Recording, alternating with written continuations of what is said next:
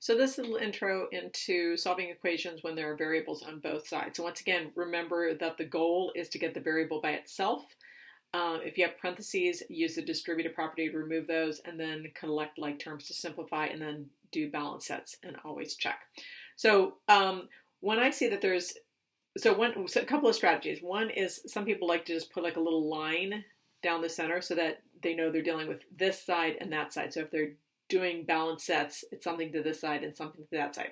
So first up, I like to see if there's any parentheses, no parentheses. Then I like to see if there's any combining like terms. So I look on the left side, no combining like terms. So I'm just going to write 3x plus 2 equals, and then I'm going to kind of cover up the other side, and I'm going to look here, are there any like terms? Yeah, I see the 1 plus 5 is 6, and don't forget thinking about the sign, because if that had been 1 minus 5, that'd be a different answer. So we have, and then we have plus 5x. So I kind of collected like terms.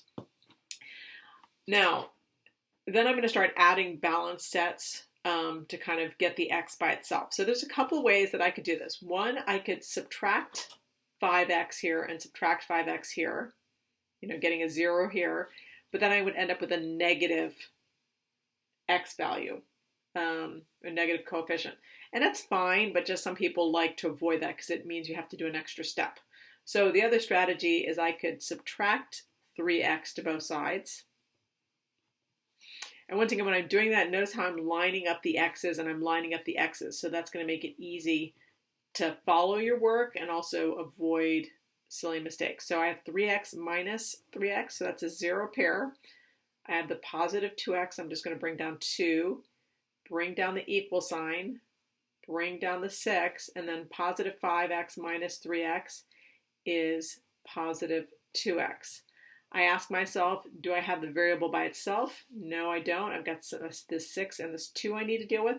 So always kind of get rid of anything that's not attached to the x first. So there's a plus 6 here. So what I'm going to do is I'm going to do the inverse operation that I see. So this is a positive 6. So the inverse of plus of adding is subtracting. So I'm going to, instead of adding 6, I'm going to subtract 6 to both sides. And once again, you see how I'm lining it up here. I like to put little lines behind, kind of differentiating one step from the other. So 2 minus 6 is negative 4. Bringing the equal sign straight down. 6 minus 6, that's a 0 pair.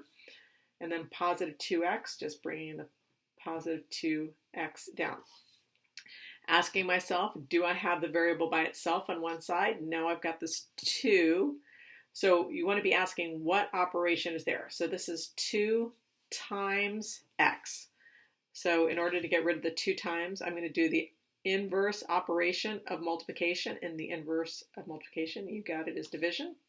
So typically when we get to algebra, we don't use that division symbol so much. We're going to use the fraction bar. So instead of times 2, I'm going to go divide by 2 to one side of the equation, divide by 2 to the other side of the equation.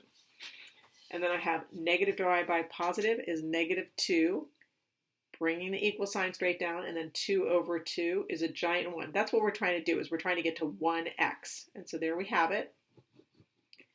Make your answer obvious. And then the last step up there is to check your work. Now the way you check your work is you write the problem, the original problem again.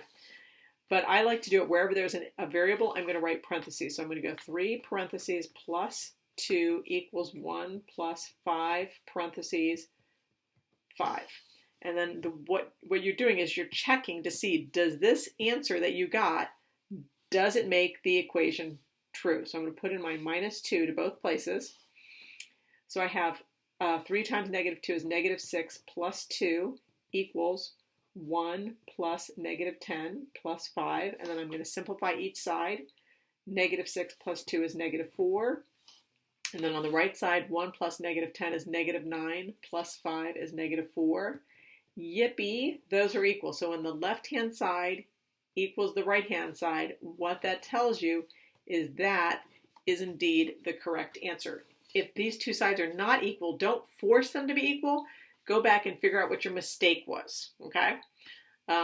because chances are they're somewhere, mostly probably over here versus the check, although that is possible. Okay, good luck. And once again, it is really about practicing and showing good work so that it's easy for other people to follow, but also for you to catch any mistakes if you made one. Okay, good luck with it, and practice, practice, practice.